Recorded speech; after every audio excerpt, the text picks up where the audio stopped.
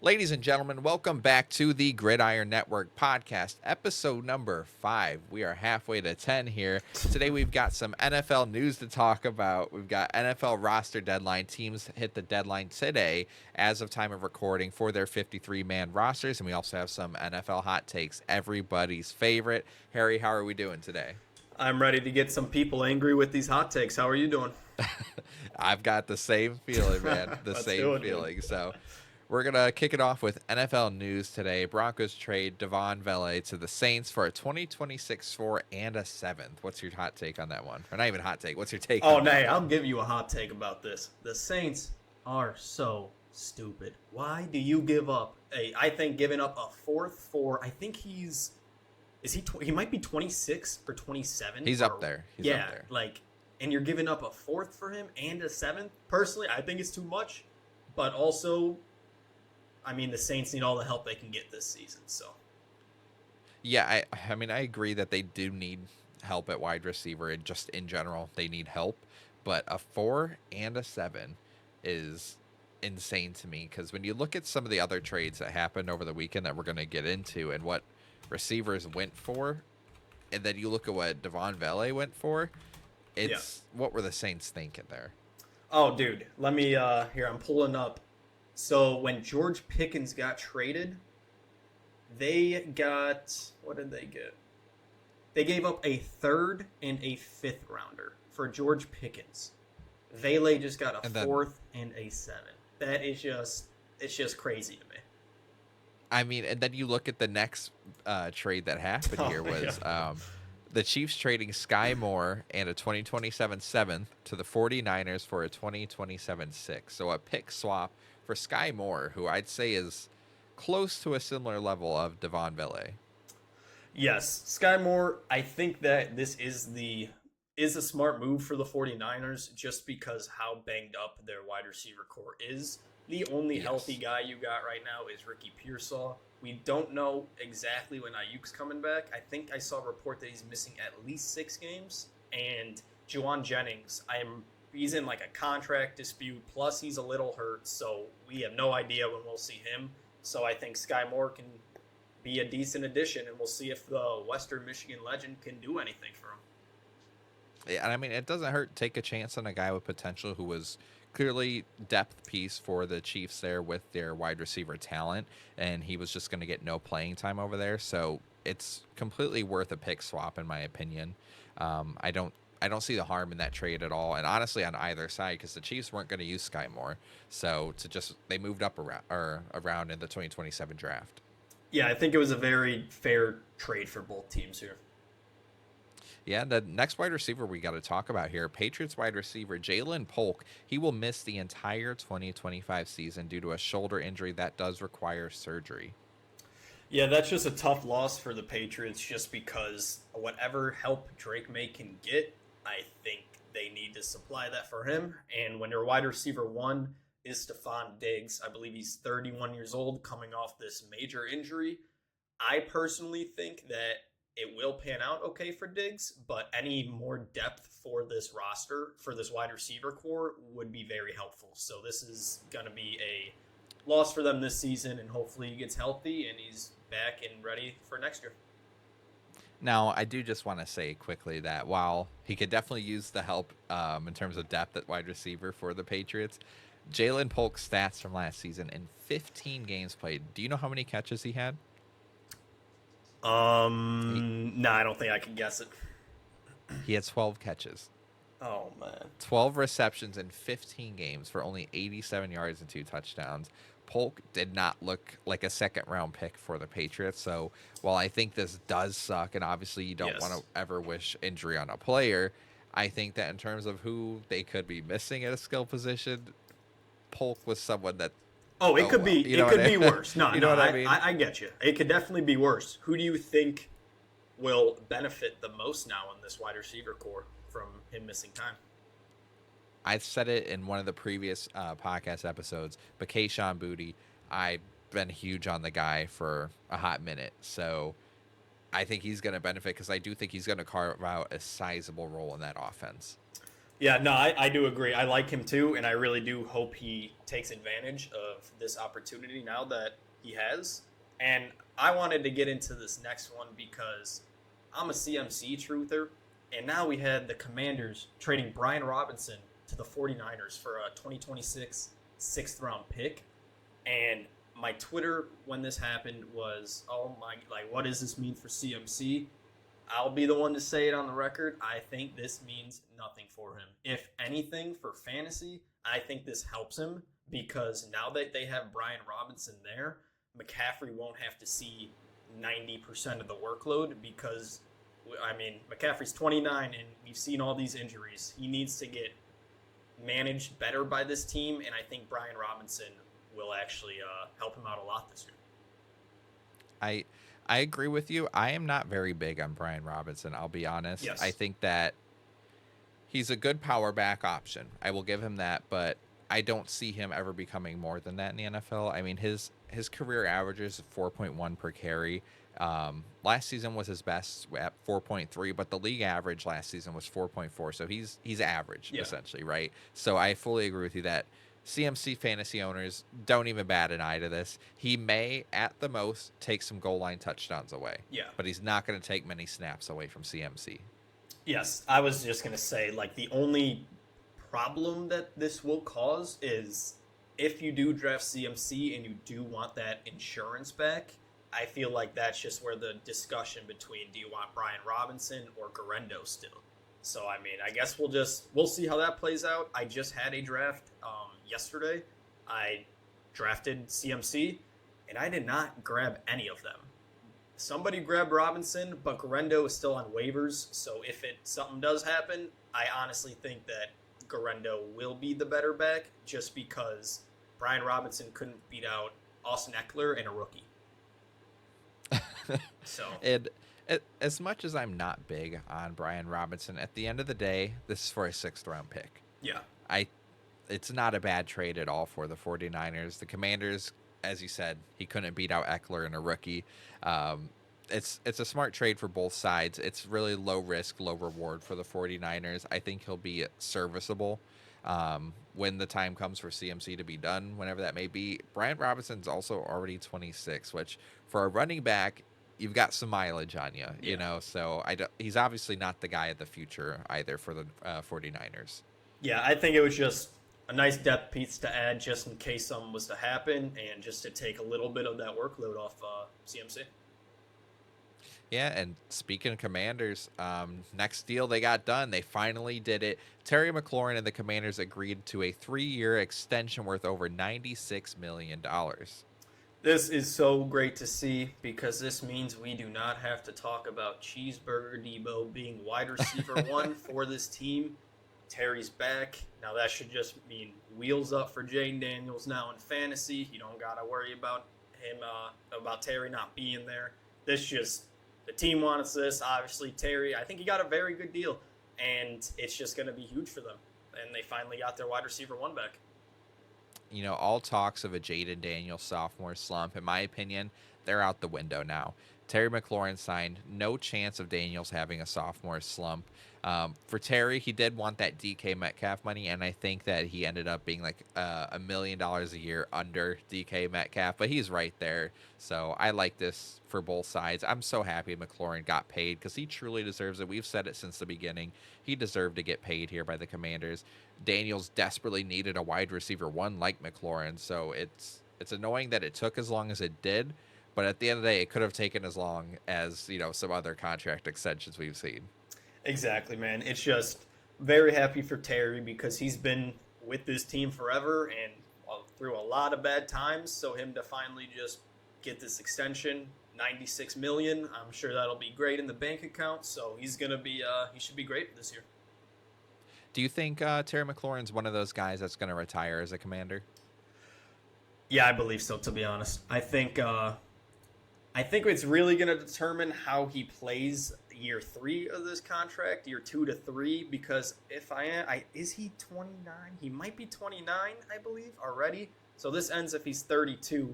I mean, dude, it can easily just be he can get another contract after this if him and Jayden Daniels are just connecting every single year. Yeah, I do hope that he retires as a Commander. I love seeing when guys just stick with one team Yeah. throughout their entire career. Although, honestly, if there was any guy who shouldn't have, it was Terry McLaurin with how he had been treated up until last year. But I do think it'd be cool to see him retire there. Terry, for me, was always in the category of wide receivers that they were one quarterback away. And I found like him and DJ Moore were really that category for me. So it was good to finally see Terry get a quarterback. And I mean, you saw what he did last year. I was always a guy that was defending Terry McLaurin, even in those early years when people were trying to say that DK Metcalf was a better wide receiver than him. I was out there on the front lines holding that flag that Terry McLaurin was miles ahead of DK Metcalf, and I will still stand on that. No, yeah, man. I'll be honest. I thought DK was going to be the next big thing when he did get drafted, and so far he hasn't panned out to be what I thought he was going to be. But I really do think he should have a career year this year with Aaron Rodgers. He's like the DK Metcalf's like the Temu AJ Brown, in my opinion. He looks like AJ Brown. He acts like AJ Brown, but when it comes time to play football, he's a route runner and not a jump ball specialist. Yeah, no, I mean, he's nothing like what you expect when you take a look at the athletic freak that he is. I'm very interested to see how I think it's going to pan out well, but with DK and Aaron this year. But I do want to see, just because I feel like DK is not the type of receiver that Aaron Rodgers usually prefers. Yeah, so I do want to see how that plays out this year for sure. I do think he is going to have a good year, though. I agree with you there. I think it's honestly going to be better than the recent years he's had in Seattle. Yeah, hopefully. I hope so, because, I mean, who's their wide receiver? Roman Wilson's our wide receiver 2 right now. Yeah. So it's just like he's going to see so many targets, and I just hope that he can finally have that monster year that I thought he was going to have. Next up on the news list, we've got a quick one here. Eagles releasing rookie quarterback Kyle McCord, and I found this one a bit strange just because he had a pretty good camp. He had a good preseason, and now he's just been let go, and I don't really understand this one. I think if I had to say why I think they did this was maybe just because how good Tanner McKee looked. That would maybe be my only reason why, to be honest, because I'm not sure either. You know what? I just thought about they did just trade for Sam Howell. I forgot about that. That's probably why. Yeah, that would do it. I forgot to even put that one on our news list, but they did trade for Sam Howell. I don't know how I missed that one, but yeah, that fully explains why they released Kyle McCord. Yeah, no, you probably hit the nail on the head with that one. And then with that piece of information, I think we were just good to go on to the next. That Raiders wide receiver Jacoby Myers has requested a trade. What do you think about this? I think this is one of those that in 3 weeks from now, we're going to forget this ever happened because he's not going anywhere. I just don't see Jacoby Myers going anywhere. I think he's wide receiver 1 on that team. He seems like he's had a good connection with Geno Smith so far. And I think this is just another instance similar to Terry McLaurin where he just wants a little more money. So with that then, since we are talking about Raiders, the Raiders signed Amari Cooper to a 1-year deal. Do you think they did that as an, maybe we are trading Jacoby Myers. Let's get another piece or another weapon in here. You know, I can kind of see that, but at the same time, Amari Cooper is so far washed that I don't think that's a guy that you panic sign for trading a Jacoby Myers. I think that was just a depth signing because I don't think that their wide receiver room is that good.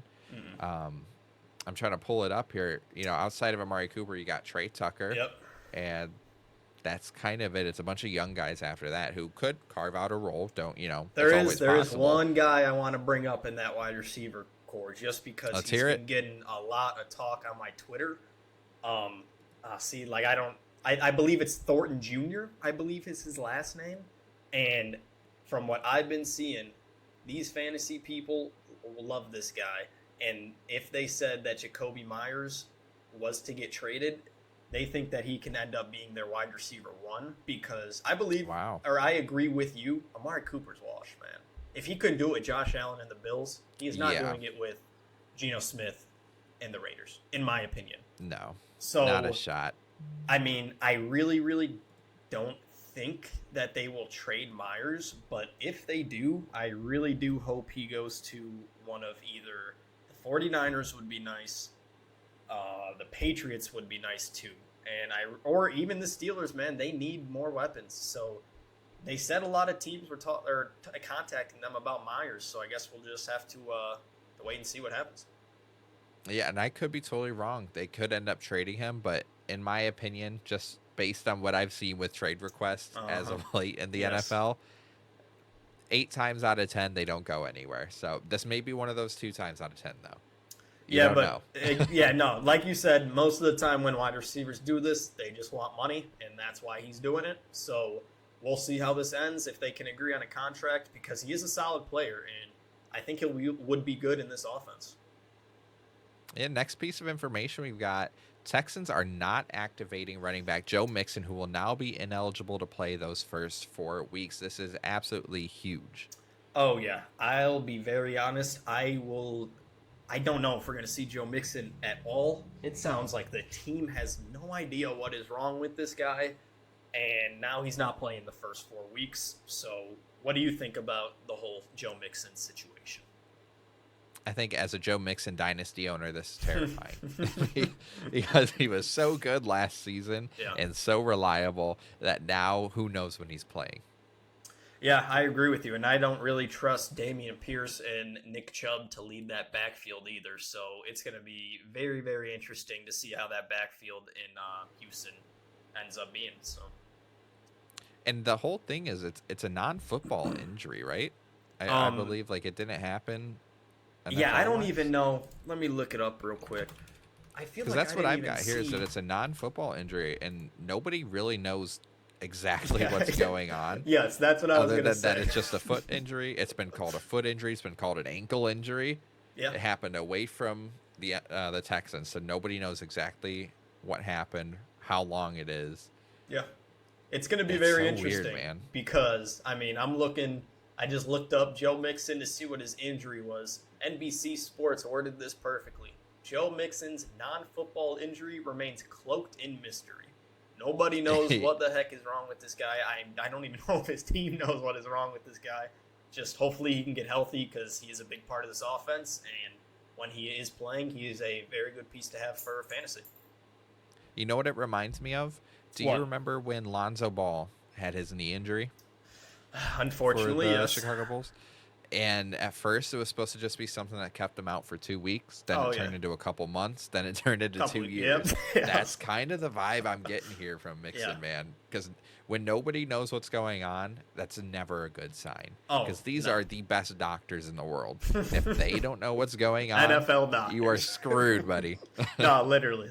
And I have, since you just brought up Lonzo Ball real quick, I went to one Bulls game where I sat very close to, I think I was like 6 rows behind the hoop, and in my Lonzo jersey, I went up to him to get a signature. Guess what? I didn't have a Sharpie on me. Oh, dude. Lost out on the Lonzo signature to get a Vucevic signature. I mean, Vuce signature is not awful. But I was wearing the Lonzo B's, jersey. Triple B's. yeah, and I had the Lonzo jersey on. Very unfortunate. But hey, he's in Cleveland now, so we'll see. Quick NBA talk real quick. Yeah, quick little NBA talk. Anyway, back to football. Next piece of information we have that we just want to touch on quickly. Lions are releasing Hendon Hooker. Yeah, I mean, I was a fan when he got drafted here. Unfortunately, when they did get him, he was injured, and it just never panned out for him here. Hopefully he can get somewhere, nice scenery somewhere, and have a chance to potentially just be even a backup somewhere. I do think it's wild that they ended up going with Kyle Allen over Hendon Hooker. I think that one was a bit strange because Hooker was here last year, so he's going to know the system. Yep. Kyle Allen had a horrendous preseason, and Hendon Hooker is still younger. So that one didn't really make sense to me. I guess they want the veteran presence, even if it's not a good veteran presence. I just don't understand that. Yeah, I mean, we'll see how that one ends up. Hopefully we don't have to watch any Kyle Allen come regular season time. But yeah, I mean, hopefully Hooker just finds a good opportunity elsewhere. Yeah, next piece up, we got Trey Hendrickson. The saga's finally over.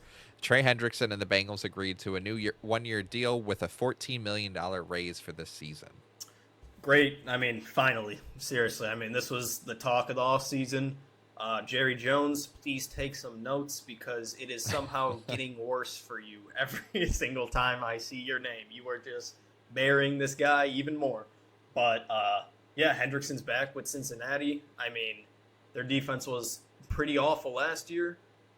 I don't think he's the type of guy to bring like a terrible, terrible defense because they are one of the worst to like a middle of the pack. They're still gonna suck, I think, just not as less. But they're not gonna suck as bad. Yeah, literally. That's what I think about them. They had to get it done. I'm just happy that it's finally done. They had to. Yeah. I do think it's wild that I don't know how true it is, like the exact number, but I believe it's between Hendrickson, Burrow, Chase, and Higgins. It's about 70% of their salary cap. Oh my gosh. I mean, again, don't know the exact numbers, how close or how off that is. I mean, it's probably still pretty high, and I mean, you gotta lock those guys up. What are you gonna let Jamar Chase walk? You're gonna let Joe Burrow That's walk? Wild. Like, it's like, yeah, you got to pay that much. I mean, I'll be honest. I thought T. Higgins was gonna be the one to leave, but they re-signed him too. So we'll see. I mean, that offense might have to score 70 points a game to win a game, but they got the players to do it. So we'll see how that works. Next piece up, we're sticking in the AFC here. Broncos waiving running back Audric Estime. I find this one interesting, not just because I'm a Notre Dame fan, because I thought Estime carved out a really nice role, specifically towards the end of the season last year as their power back. And I guess, when you bring in someone like J.K. Dobbins, maybe you're not going to need Estime as much, but he's still super young, man. Yeah, he is just 21 years old, well-rounded back. I'll be very, very shocked if he does not find a job anywhere.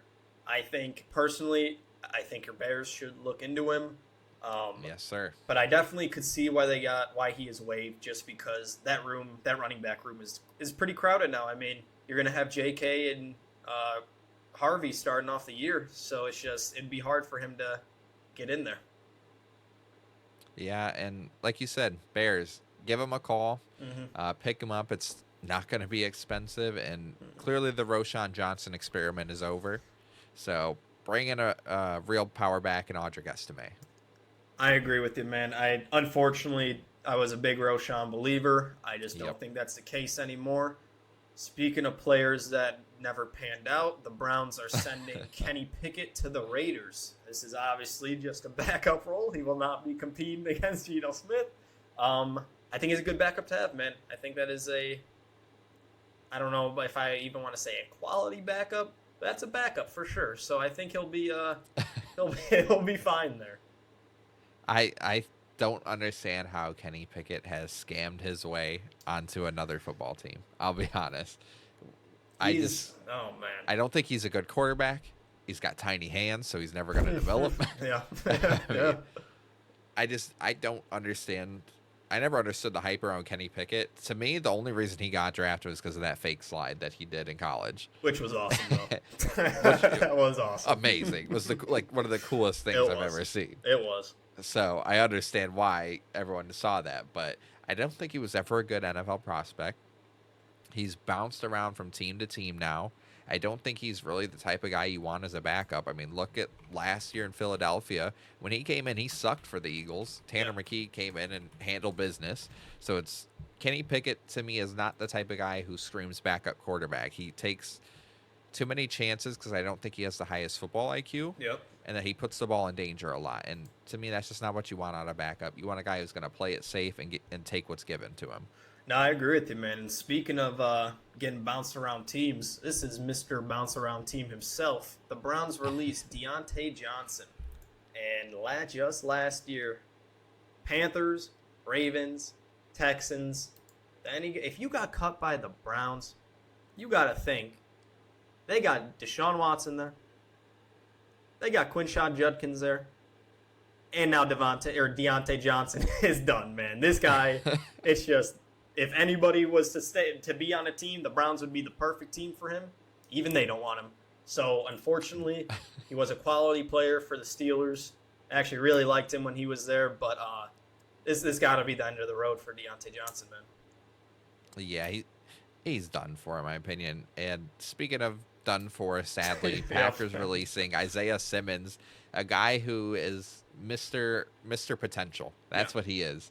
It's been potential screamed for him since he entered the league, whether it was at safety or linebacker, and it's just not panned out. He's gone from team to team now, and he's still young, but I just don't see it happening anytime soon.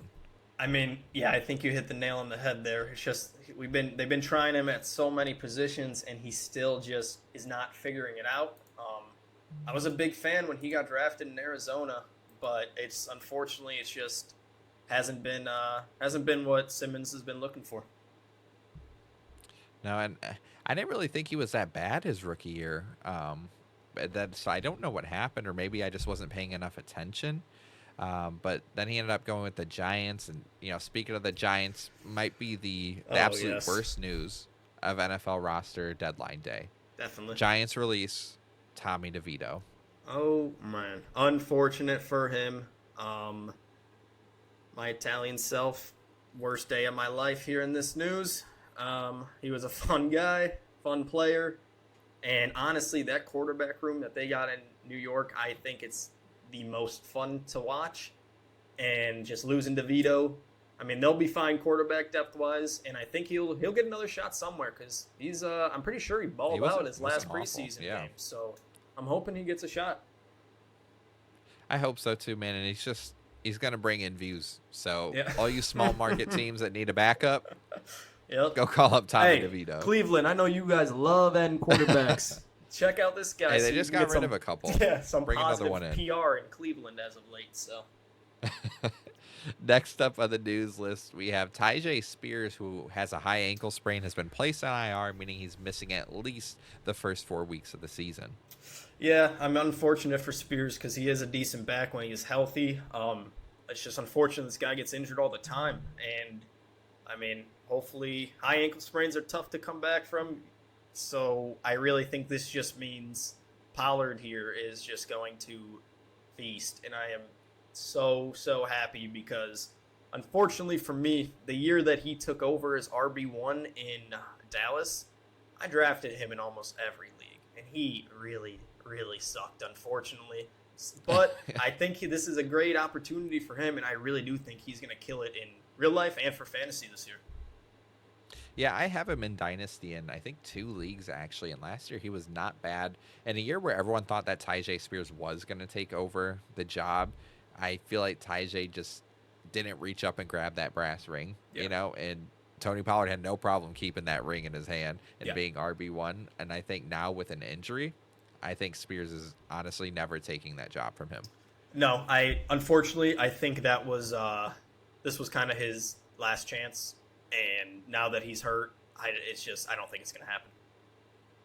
And speaking of jobs and just not having, Cowboys waving Deuce Vaughn. Again, another just experiment that I think has just not panned out.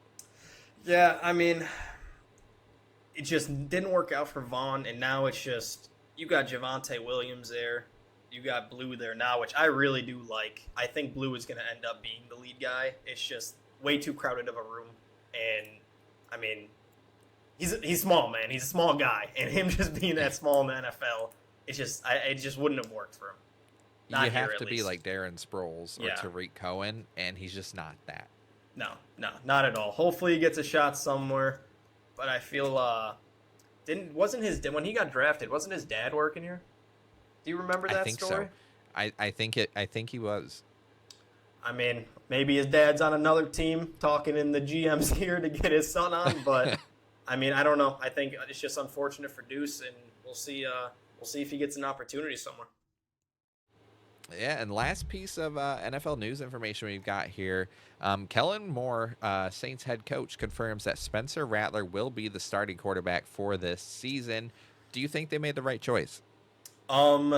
Yes, I think so, because how bad was Tyler if he couldn't beat out Spencer Rattler? That's just what I keep going back to.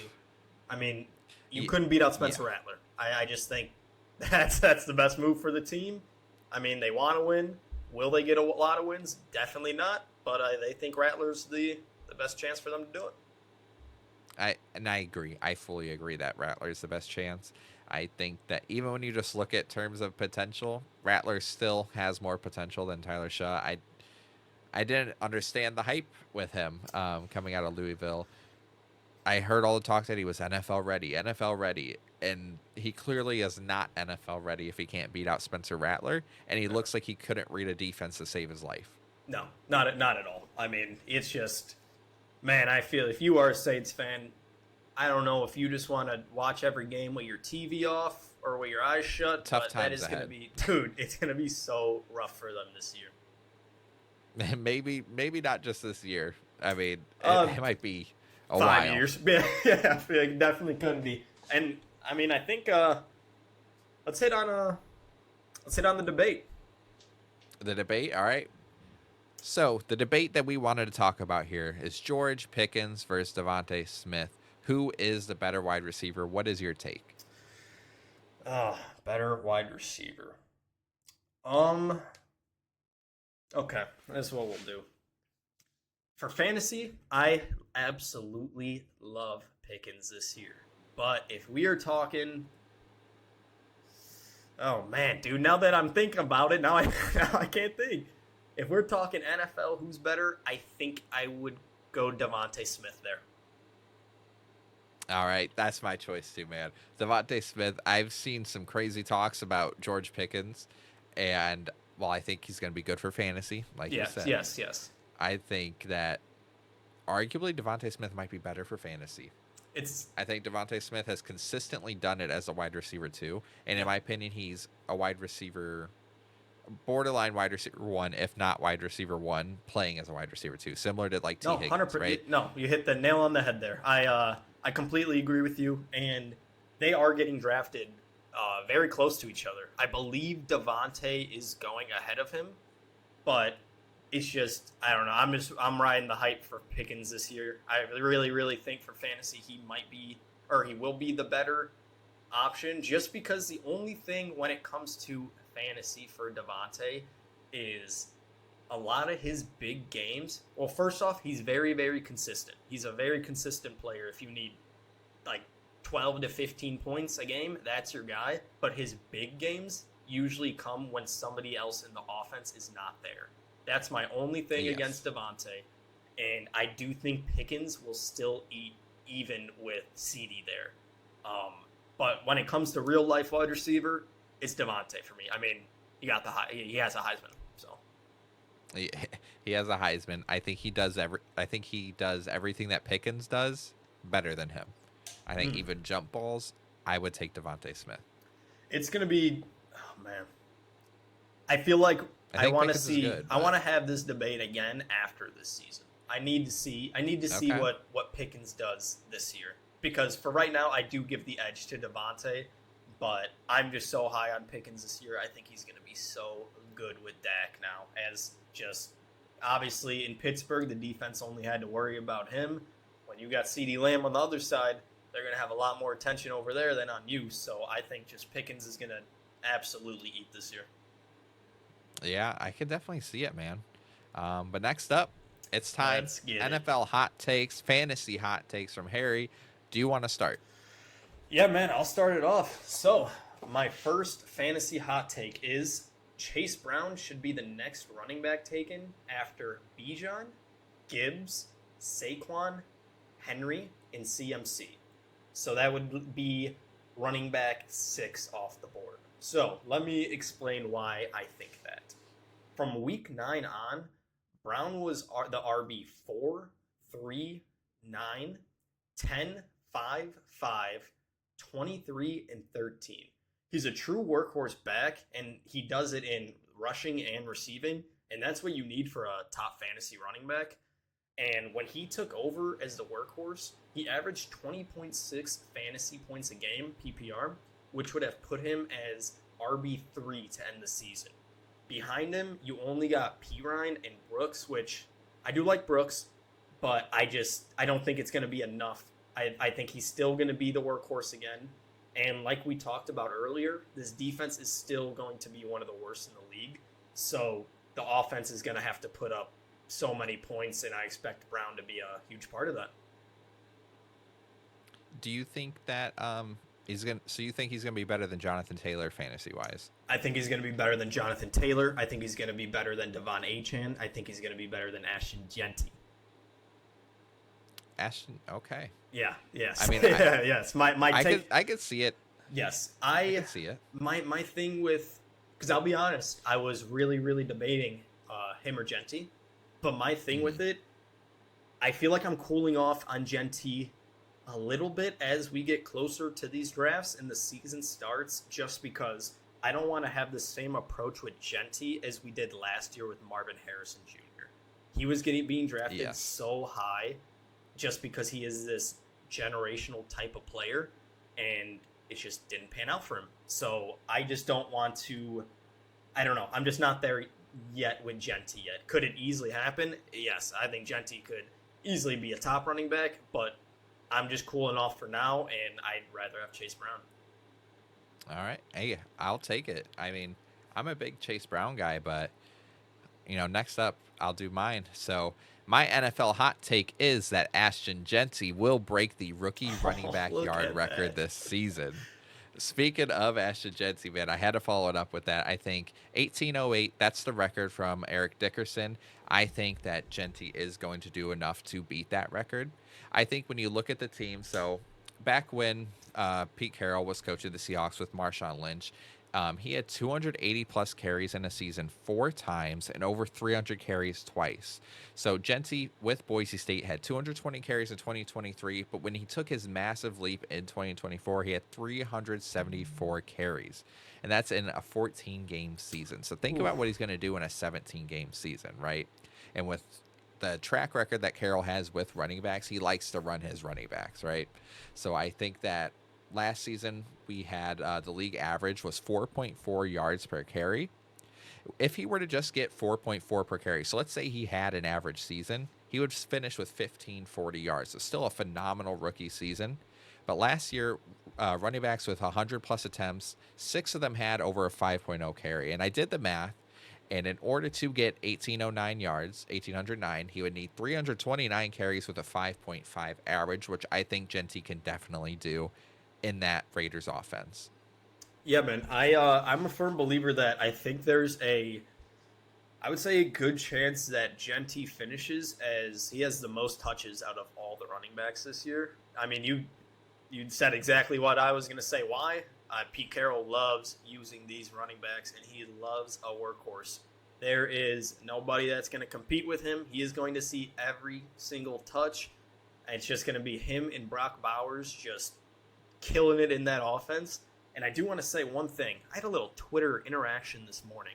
I had somebody tell me that this was the order. This was the order that players were going to be used in this offense. Brock Bowers, number 1. Jacoby Myers, number 2. Ashton Genty, number 3. I stopped talking to the guy right after he said it. Not a shot, buddy. I was like, dude, you are crazy if you think that this team is going to use Jacoby Myers over Ashton Genty. This guy is going to see literally every single run play. And we didn't get to see even much of his pass catching abilities, but he's going to be just fine at that too, man. He should be a beast this year, and I really do think that if he does get all these touches that me and you both believe that he will get, then yeah, that he'll be able to break that record. I mean, last season, the league leader in rushing attempts was Saquon Barkley with 345. Think about that when you look at, obviously, he's not going to do exactly what he did in college. Yeah. But 374 carries in 14 games to what Saquon did in 16 at 345. I think Genty's going to smash that and just be the biggest workhorse in the league. And I think he's going to break that rookie rushing record. Yeah, dude. I agree. No, I think there's definitely a good chance. And we'll get into my next fantasy hot take is Nico Collins finishes as wide receiver 1 overall. So let me do some explaining. So even though he missed, It was 5 games last season.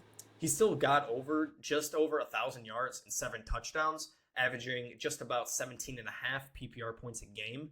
It's just, with Nico this year, with Diggs leaving to go to New England and Tank Dell possibly missing this entire season, it's just Nico is, obviously by far the clear wide receiver one, with which I believe no one really going to challenge that. Behind him, you have Christian Kirk, followed by the two rookies in Jaden Higgins and Jalen Knoll. And on top of, I mean, we talked about it earlier, Mixon is going, I think he's going to miss a lot more time than people think. And I mean, that's just leaves all the work for Nico. I mean, we know the chemistry with Collins and Stroud is there, and he really is he really is the only great option in this offense. They have no running back. Their wide receivers, other than him, I mean, two rookies, we're still going to have to see what they're capable of. And just his target share is going to be through the roof this season. And I believe we see a better season this year from Stroud compared to last year. And really just with all this being said, I just wouldn't be shocked if this happens, because he really is the only option there. And in the NFL, you have to score points somehow. And I think just whenever they need to score, Stroud is just going to be staring Nico down. So, I do have to say, yes, to play devil's advocate, yes. I think that while Nico Collins is an amazing receiver, and especially for fantasy, he has yet to complete a full NFL season. Yep. Rookie year, 14 games. Year 2, 10. Year 3, 15. And then this past year, only 12 games. And I think that is what's going to stop him from finishing as wide receiver 1 in fantasy. Yeah, no, that's a very, very good take, because, I mean, we've seen it. He can't stay healthy. But I really think if he even plays around, I mean, like 15, I really think it's still possible. I think he's one of these guys where we have to assume he's going to miss a game or two. It's just what we've seen so far throughout his career. And I just think the volume that he is going to see will just make up for whatever games he misses, because, I mean, he really... Do you think Christian Kirk is still good? Oh, no. I think he is going to get most of the targets there. I do like Higgins. Yes. But I do think he's going to get almost every target there in that offense outside of Dalton Schultz. Yes, that's what I'm saying. It's just, I think, I mean, we can never judge with rookies. You know, we're going to have to see how they are, see what they do. But it's just the work that Nico's about to see. I think it's just going to be insane, and he's going to produce on it. My only concern, just like you said, how much I hope getting all that work won't affect him negatively, but we will just have to wait and see for that. Yep. So my next NFL hot take is that Ollie Gordon will end this season as running back 1 on the Miami Dolphins, including going into next season. I think that Devon Achane is very, very injury prone. I've really liked what I've seen from Ollie Gordon so far in training camp and the preseason. I was big on him going into the draft, and I think he's ended up in a perfect situation in Miami where if Achane even misses 1 week, I think Gordon is taking that job and running with it. Dude, I am so happy you said that, because guess who got him in like 2 different dynasty leagues this year? I love Ollie Gordon, dude. He's going to be a beast this year when he does get the opportunity. Jalen Wright is toast, and Achane is already injured. He's dealing with a soft tissue injury.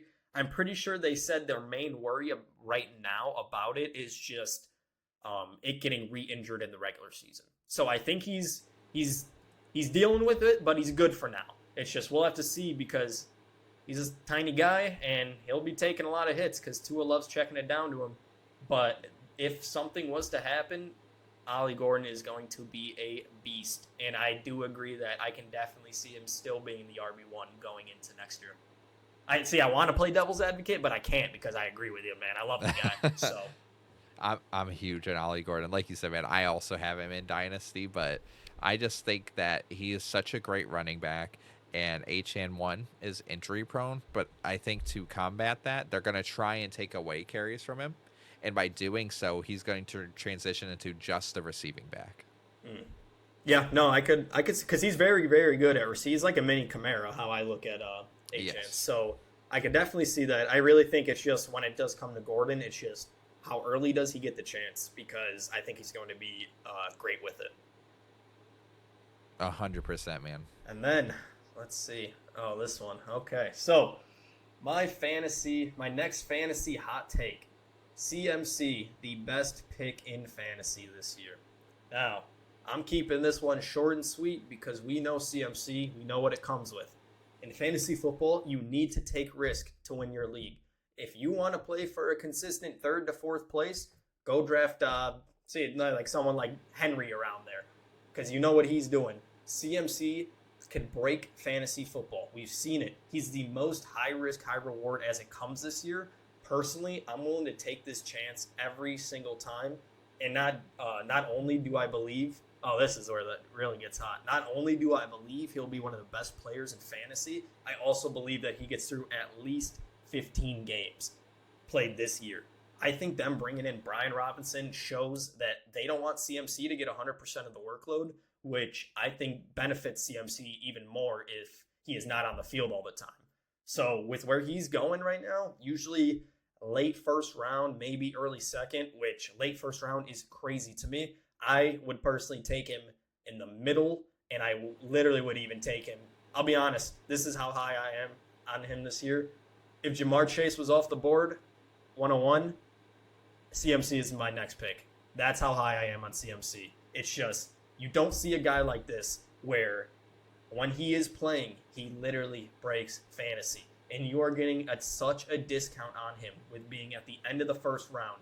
Like I said, very high risk, but if he does play, the reward is even greater. You will literally he will bring you to your championship if he plays. Dude, I mean, whew. Yeah. That's a hot take right there. Especially that last part where you said he would be the number 2 pick. And I've got a few points I want to bring up. And the first I just want to say, I quickly pulled up his career stats to look at his games played. Yep. And on ESPN on the very side, I see the headline says, if healthy, CMC is my number 1 overall fantasy pick. Dude. So I thought that was good to bring up. It really just, we know this. It just comes down to health of this guy. I mean, we'll see. I think with them bringing in some help for him, they're showing like, hey, we don't want this guy on the field 24/7 because we do know about his injury history. And with Robinson and Garendo, I hope it's enough where he is not banged up by week 3. So we'll see. But that's where I am, man. I'm very, very high on CMC. I've had 2 main drafts so far. Yesterday was my most expensive league. I took CMC in it, and I paired him up. It's an auction league. CMC, I wanted a big 3. CMC, CeeDee Lamb, and from last year, I kept Trey McBride. So, and like I said, I didn't even draft one of those backups. I am that confident in him this year. Yeah, man. I mean, I'm big on CMC this year, too, because I think a lot of people are undervaluing him because of the injury. But when you look at his time with the 49ers, which he's only been there, this is now year 4 with the 49ers, but his first 2 years, he only missed 1 game. And last year, he obviously had a big injury, but only missing 1 game in the prior 2 years. And then when you mentioned the running back depth that they now have with getting Brian Robinson, I think it's agreed. High risk, high reward with Christian McCaffrey. Yeah, man. And it's just like, I mean, okay, obviously his teammates are going to say all this stuff, this good stuff about him. But I think, who was it? It might have been Purdy that said he's looking like 2023 Christian McCaffrey again. And it's just like, man, I want all the Christian McCaffrey late in this first round that I can get, because I think he is just going to be fantastic this year. I could definitely see it. And then my next NFL hot take is going to be that DJ Moore will end this season for the Chicago Bears as wide receiver 3 on the team if he's not traded before this happens. I think that DJ Moore is in a room where he is kind of falling out of favor. I think Rome Odunze is going to end the season as wide receiver 1 on this team, and I think Luther Burden is just an absolute animal. I think in the slot he is just disgusting and going to take so many snaps from DJ Moore in that way. The only way I see DJ Moore really being used as the season progresses is in that kind of gadget role. I could see him getting motioned a lot of snaps out of the backfield, but I do think that he ends up kind of the odd man out of the rotation here if he's not traded before the end of the season. All right, we're going to have a big conversation. So, my next fantasy hot take. Rome Odunze will be the leading fantasy scorer for the Bears. So, let's discuss all of that since, I mean, it seems like we both agree that DJ just isn't going to be that guy. And, I mean, it's just, with DJ, I really think there's just too much talent going around. Did I read this right? Has he been taking snaps in the backfield? Have you seen that? Yes. What Yeah, do you so think that's about? I do think he is going to be in that Deebo Samuel 49ers role this season. I think that they're trying to get ways to move him around because of the fact that, one, Caleb's loving Rome. Yeah. Caleb's also going to have a great connection with Olamide Zacchaeus, which he has so far in preseason. So that snaps right there. That's in the slot. And then also Luther Burden, who has just been phenomenal and has really taken the coaching of Ben Johnson well with that no block, no rock, right? He's been blocking his ass off. Yes. He has been so good for the Chicago Bears. So I think that DJ Moore is that odd guy out. So, and obviously DJ Moore is a talented receiver. So rather than just kind of let him sit on the bench or just kind of run decoy routes, use him in the backfield. See what we can get out of him, because he is great. His best strength, in my opinion, with the Bears at least, has been his ability with the football in open field. I think he's been great at getting yards after the catch. Yeah, I mean, like you worded it perfect. I really think he's just going to be the odd man out here. There's just so much talent in this offense. And you said something about snaps, and I had something written down. So, Rome played every snap with the starters in the last preseason game. And how that went for him, he had a 33% target share, 5 targets, and he hauled in 3 of them for 45 yards and a touchdown. It's just, I think Rome last year, it was just very crowded for him to get it going. And just this year, the team is just obviously much different. A lot of talent, but I think he's going to be the one to have in fantasy this year. Dude, 100%. And then, so you just had your last one, so I'm gonna get into my next hot take here. So this one's a bit of a silly one. So my next NFL hot take: Drew Lock still has the tools to be a starting NFL quarterback if given the chance, with a possibility of a Geno Smith type career turnaround. I will forever die on this hill. I don't care how wrong I am, because I know I am wrong. But this is just, for some reason, the hill that I've chosen to die on, is that I still believe in Drew Lock. So I want to ask you one question. You still believe in him? Why? Like, what if, There's really not a lot of reasoning behind it, man. I just think that overall he still has the tools to succeed. He has the arm. He's not afraid to throw the football. I mean, we saw it, for example, in the game against the Eagles last year with the Seahawks when they pulled off that upset. He was able to show up in a big moment, but then we've also seen bonehead moments like in the preseason this year. So I just think that if he were to end up, let's say, for example, dream scenario, he ends up as the backup for the Vikings, right? Under a guy like Kevin O'Connell, I think he would have that Geno Smith type turnaround. I just think that it's a long shot, which is why I included on here as a hot take. But for some reason, man, I've got some weird connection with Love and Drew Lock here. Hey, dude, that scenario you said, that would probably be the only way that I would have hope in Drew Lock, because if anybody can do it, it's KOC. And yes, he's a unit, man. He's 6'4", 228 pounds. Like he's got the build. It's just he might not he's got the swagger, man. Yeah, he might have that, but you need the skills. That's the big part in this. Dude, what do you think? The whole reason is so when I first ever started scouting, like on my own, watching college film for the purpose of scouting and not entertainment, the very first quarterback I ever scouted was Drew Lock. And I thought he was the second coming of Jesus himself.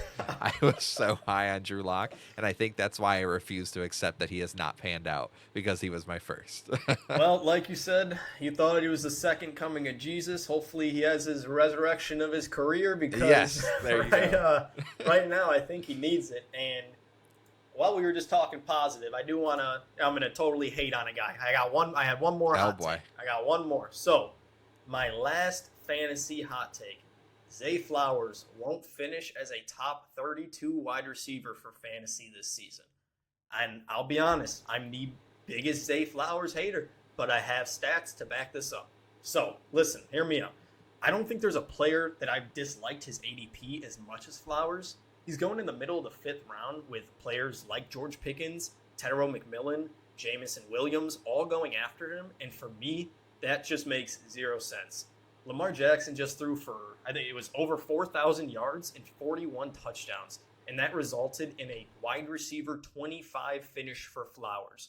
How does it get better than that for Flowers when you just had a quarterback that everybody's called a running back for his career, throw over 4,000 yards and 41 touchdowns, and you finish as the wide receiver 25? I don't get that. Last year, Flowers had more games outside the top 32 than top 15 games, and it wasn't even close. 11 games outside the top 32 compared to 5 games being inside the top 15. Where he's going, it's just, plus the production he puts up, this is a player that I am totally out on, and I don't see at all why people are drafting him where he is going. So you said he's going to be outside of the top 32. Do you think he's right on the edge, or do you think he's like deep back there? I could have gone as much as wide receiver top 40, I think, to be honest. I just don't see it with Zay. It's just unless Lamar somehow does better than what he did passing for last year, which last year was easily his best season passing by far. I think it was 41 touchdowns to 4 interceptions. It's just, if that resulted in a wide receiver 25 finish, I don't see how it gets better, especially with reports that Bateman has been looking better in camp. And I mean, we know Mark Andrews is going to be Lamar's touchdown guy. It's just, I don't see it with Zay Flowers. I'll be honest. Unless he gets a little screen and runs it for 80 every week, I don't see it happening. And you still got to think they also have DeAndre Hopkins still, who, while older, was still pretty decent last year. Exactly. It's just, I'll be honest, I like Zay as a person. I think he's hilarious in the clips I've seen with him. It's just for fantasy this year, I am completely out. And the only person I really do like drafting in that team, obviously Lamar and Henry, Mark Andrews, because he is Lamar's touchdown guy, and with Likely being injured, he's going to see a lot of work while Likely is out. Yeah, man, I agree. I love Andrews as a touchdown guy. And then last hot take here. So this one is arguably my spiciest one. So my last NFL hot take is that all quarterbacks from last year, so Jaden Daniels, Bo Nix, Drake May, Caleb Williams, J.J. McCarthy, and Michael Penix, all finish as top 15 quarterbacks this season, with 3 of them finishing in the top 10. Now, which 3 I would kind of mix and match around here, if I had to say as of right now, Daniels, either Nix or May and Williams. I think those are the 3.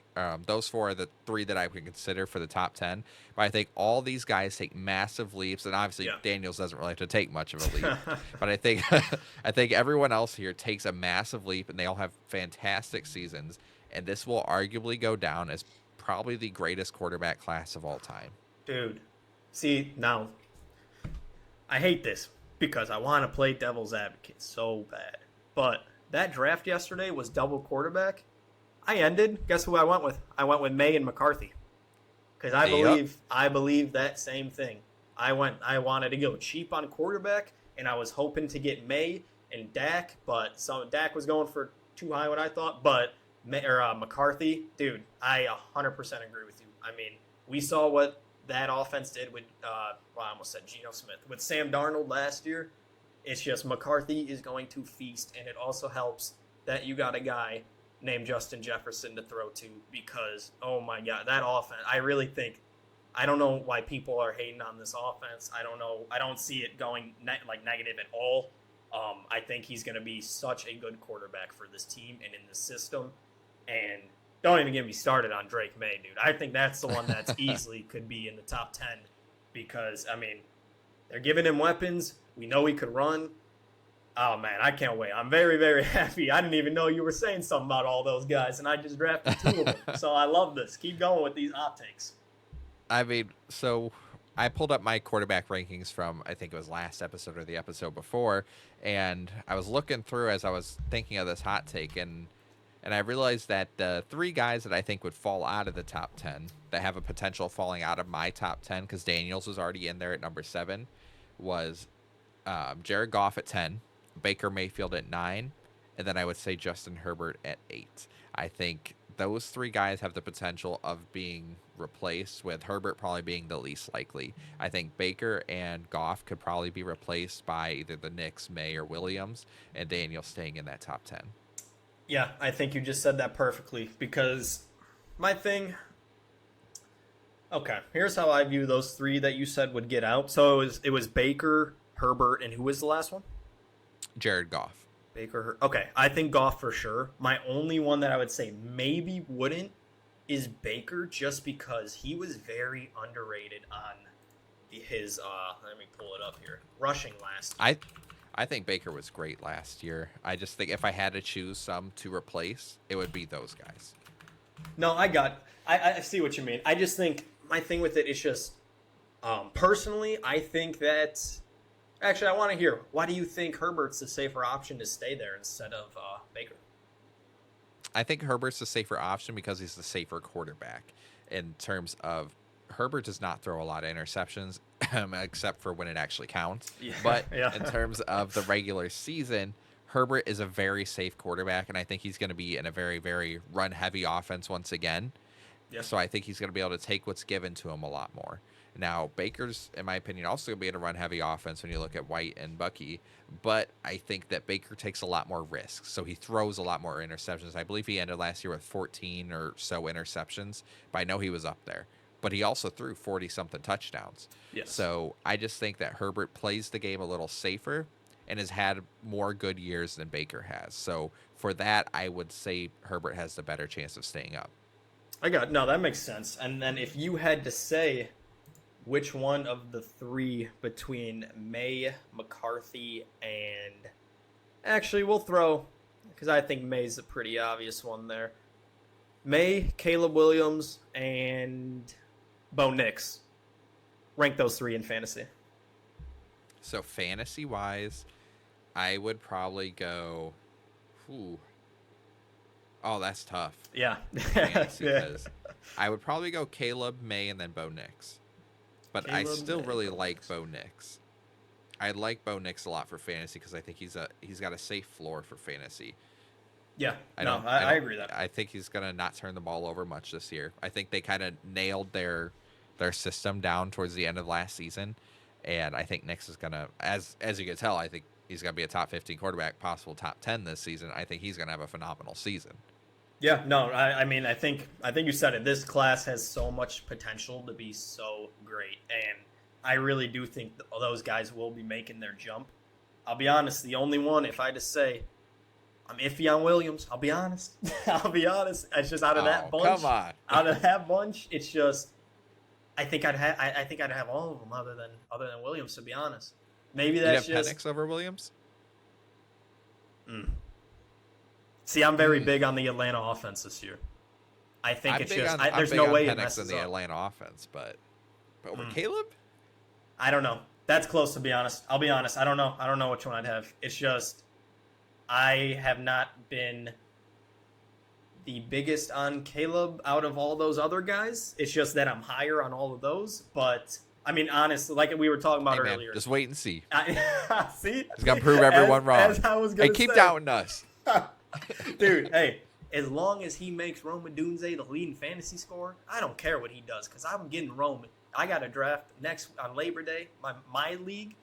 I'm getting Rome in that one. So as long as Caleb keeps throwing it to him, I'm happy with that. And real quick, just one piece of news just popped up 2 minutes ago.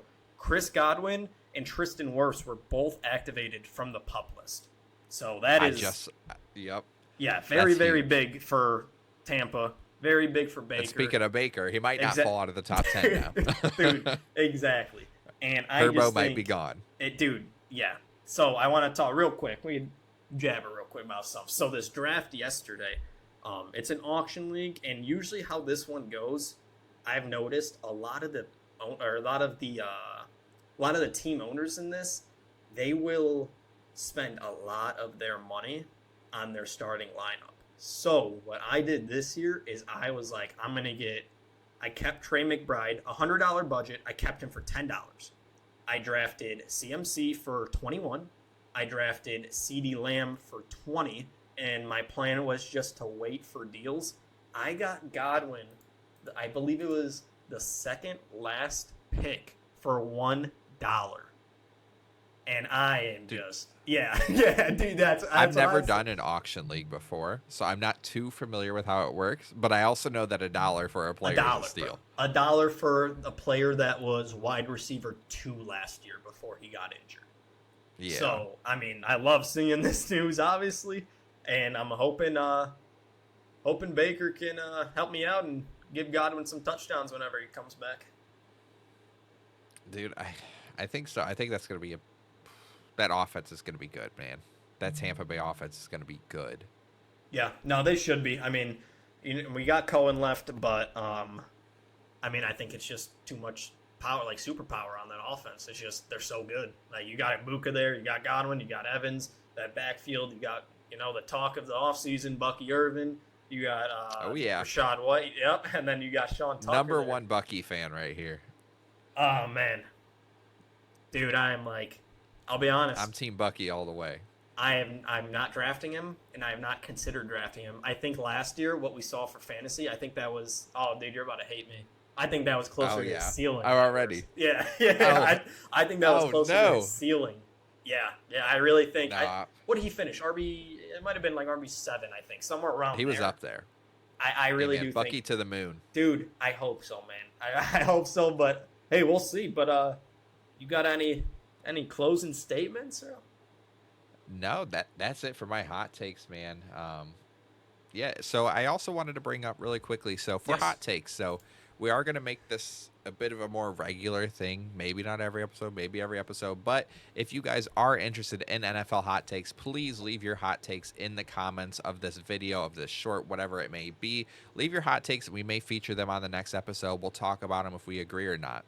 Make them as spicy as you can, because I will be 100% honest responding to all of those. If they suck, if I think they suck, I will say they suck. So leave some good ones in the comments, man, so we can talk about them next week. Both fantasy hot takes and regular NFL hot takes. But that's going to do it from us for this week. Thank you guys so much for tuning in on whatever platform you're watching on. Go ahead and leave a like on the video if you enjoyed. Comment down below like we mentioned the hot takes. Subscribe, and we'll see you in the next one. Peace.